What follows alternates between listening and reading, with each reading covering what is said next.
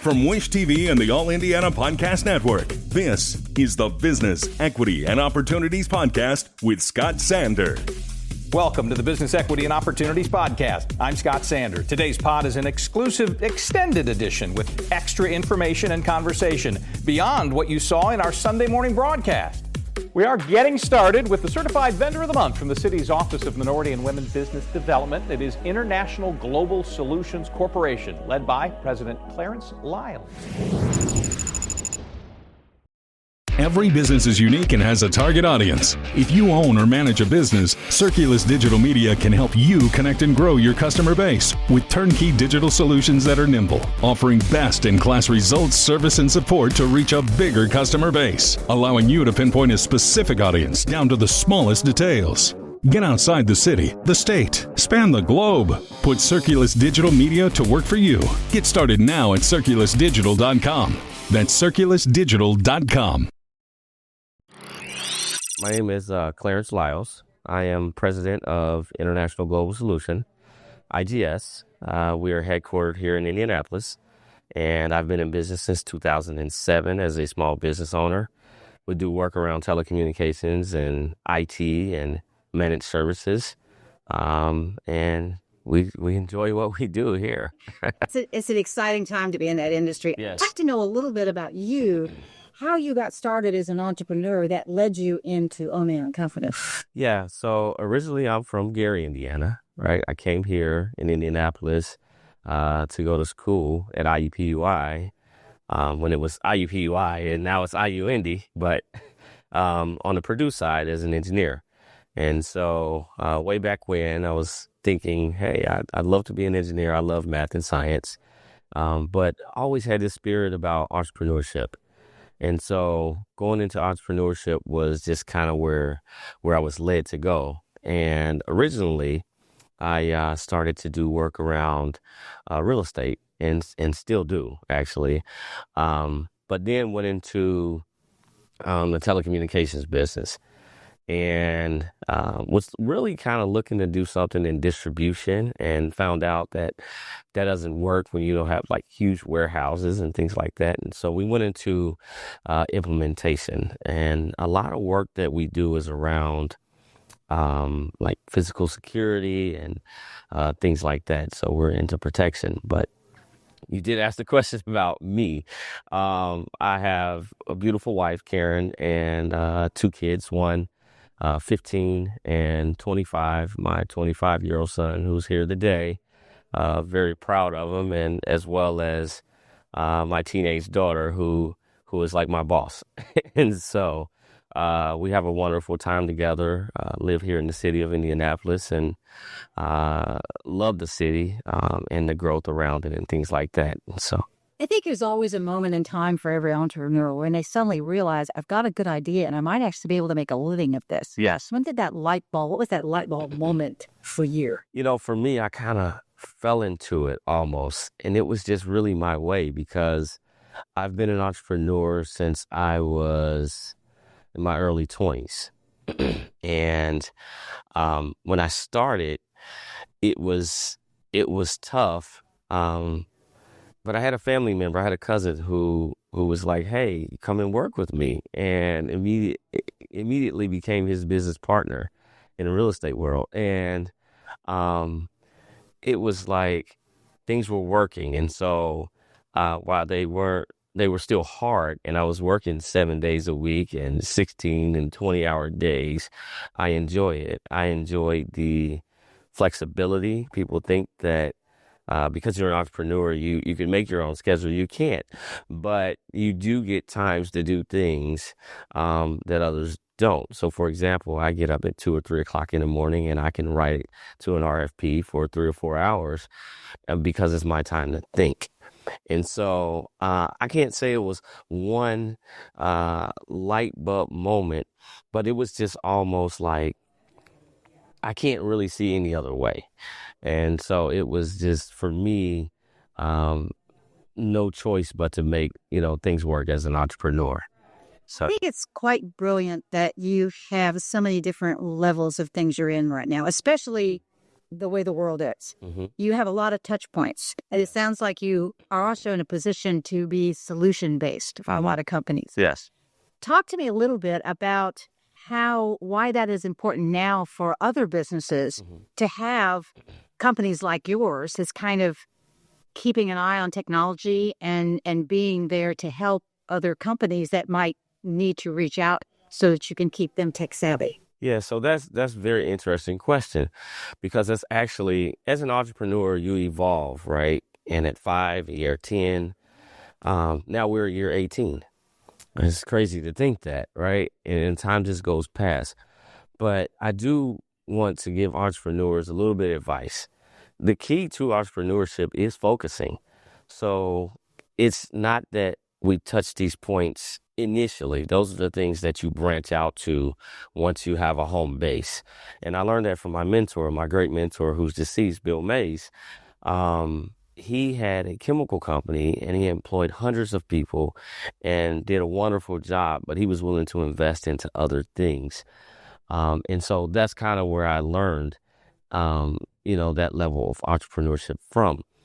The IGS is the foundation. IGS is technology-based company, and the world, as it grows and moves into the future, it moves so fast. And in my opinion, it's moved faster than it's ever moved before because things change so quickly now. It took us a long time to get to certain levels of technology, but then they change in a year.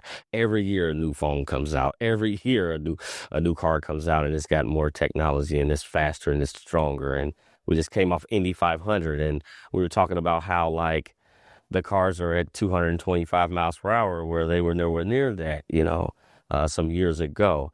And so I think that focusing on who we are and the technology and bringing about what we do well, which is really the physical security, the access control, the cabling, and connecting people from a telecommunications and IT world, lends me the opportunity to do other things as an entrepreneur. Also, having my great staff. So my executive vice president, my staff, everyone who assists me and actually keeps me in line. So it kind of gives me the ability to be able to do other things. And one of the things I do notice about the people is how much they get back to their community, how much they keep that community connection. And I know that's important to you as well. Yeah. For me, it's very important to give back to the community. We live here. How do you not help when you see people who are not as fortunate as you, right? My grandmother taught me that. My grandmother helped people when she didn't have. She would give you her last, and it seemed like it never stopped coming because God kept blessing her because she kept doing so. And so for me, my baby is Horizon House. I sit on the board of Horizon House, which is right around the corner. And we service thousands and thousands. Last year, we serviced almost 8,000 homeless individuals. We call them neighbors because they are our neighbors. And we have to help them and treat them as neighbors. And so at Horizon House, we bring in people and not just give them a meal or a shower, but we bring in people and an address. You can't get a job if you don't have an address, if you don't have a phone number, if you don't have a resume, if you don't have a mailbox.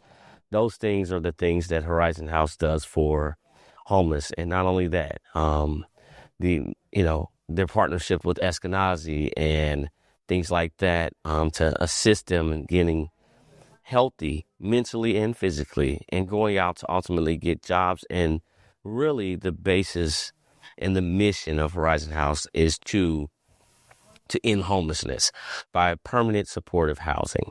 And so putting people in housing and creating financial resources around them so that they can move on and be successful and not be dependent, for the rest of their lives. And so, yeah, I'm pretty passionate about that. I have others as well, but that is my passion. Well, the way the world is right now, what kind of challenges are you finding that nonprofits are experiencing? Yeah, so it's just the uncertainty of funding and how to move about with things changing, and whether it be on either side of the aisle, the politics and things like that. And for me, I would just love for people first to have the consistency around helping our neighbors and helping people and helping small businesses, helping people that are bringing solutions to the table. So I think it should be agnostic as far as across the board, no matter who's doing what. But yeah, we're making adjustments. We are learning how to stay relevant. This is not our first rodeo. We've been around the block a few times. And so we try to be solution based, because I think at the end of the day, no matter what your beliefs are, you want the best, right? We want the best for our country. We want the best for our people. We want to be successful, and we want to live in happiness, as kind of corny as that may seem, right? So. And you're right. There's real people involved in right. decisions. Absolutely. And being nimble, we sell that as a solution. We have people, we're headquartered in here in Indianapolis, but we have people all over the country. So we have an office in Louisville, Kentucky, an office in Brownsville, Texas. We have a small office right outside of DC. But we have a wonderful staff. We have multiple crews that move about the country, in an instant. And so we have built the company that way. Even though we're still a small business, we act like a larger business in many ways. And so I think our customers like the fact that we can be certain places. If we get a call and we need someone in California tonight, we're there. Not all small businesses can do that. And we haven't always been able to do that, but not only through our staff and our partner network, we're able to do that. And so I think you showing up and figuring out their problem is a real thing. So was that personal connection? So I like to ask people where you are right now in your life, getting up at 2 a.m. and the passion, dedication that you have. What warms your heart and gives you the most pride about where you are right now that keeps you going to that next step? So two things. The first thing is the fact that it's going to sound crazy, we actually employ people who they move up in the company. They are able to come in, and you see people who didn't have certain things, and now they're able to buy a home, or they're able to buy a car, or provide for their kids, or move into certain places and things like that. That gives you a sense of pride.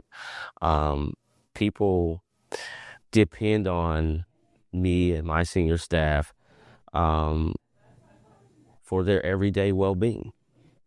We have to be successful, and I preach that. The team, we all have to be successful for each other, because I depend on them for my well-being. In order to be able to give back to the community, we have to produce. And the second thing is my family. So I'm a big family guy. Like, Thanksgiving is at my house. We have 65, 70 people. It's crazy, right? And I've always been like that. I've learned that from my grandmother, my mom, my dad. And we've always been just around each other.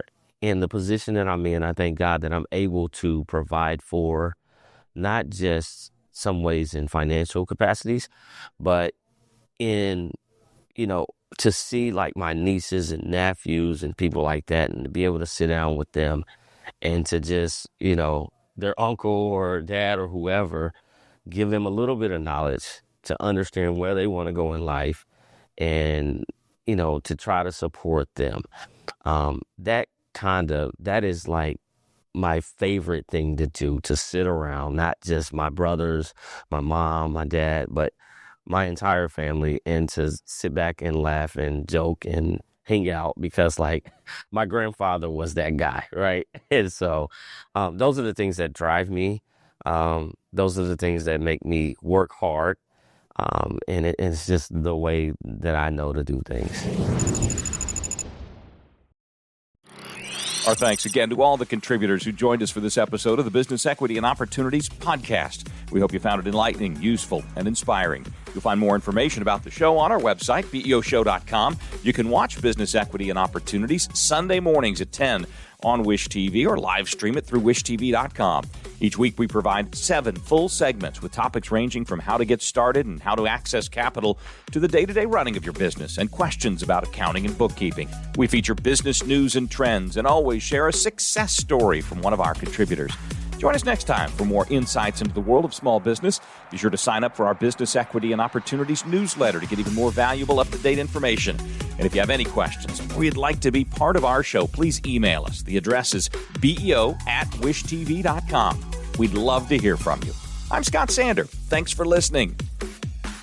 Watch the Business Equity and Opportunities show on Wish TV and access all of our content and share it on demand anytime at beoshow.com. You can find more podcasts from Wish TV on the All Indiana Podcast Network at allindianapodcastnetwork.com.